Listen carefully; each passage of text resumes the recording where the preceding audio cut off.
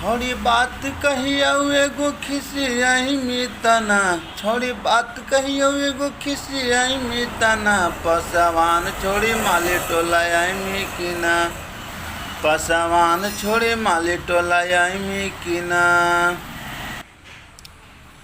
चढ़ल हो तोहर जे देखी जवानी, मालिक लैकन न छोड़तौ ए रानी। चढ़ल हो तोहर जे देखी जवानी, मालिक लैकन न छोड़तौ ए रानी।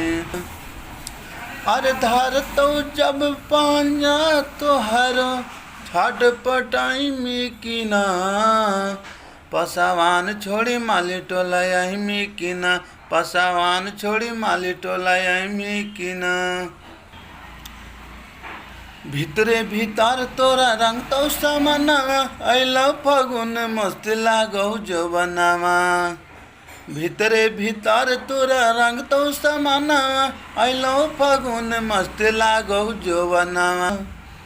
अरे कहतहु जदियान बबुआन तरंग लगाई मिकिना, अरे कहतो बबुआन जदि रंग लगाई मिकिना, पसवान छोड़ी माली टोला आई मिकिना, पसवान छोड़ी माली टोला आई मिकिना।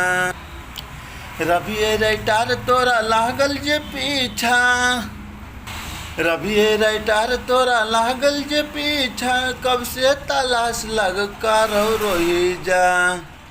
रबिए राइटार तोरा लागल जे पीछा, कब से तलाश करो रोहित एही जा।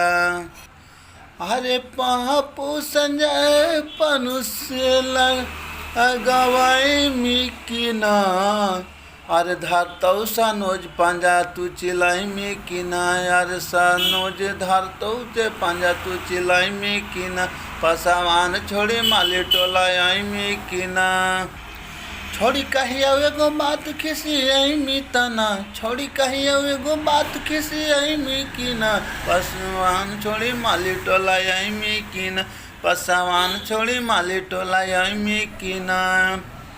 अरे पुहराई जवनवा होली में मैसवाई मिकिना, पसवान छोड़ी माली टोला आई मिकिना।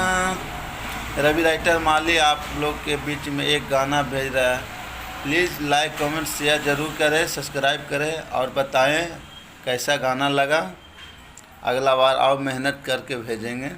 नमस्कार। एक शेर कहना चाहूँगा, पत्थर को पीसकर कभी मैदा न हुआ है, पत्थर को पीसकर कभी मैदा न हुआ है, पत्थर को पीसकर कभी मैदा न हुआ है, कोई माई के लाल को कोई माली को झुका देने वाला भी पैदा न हुआ।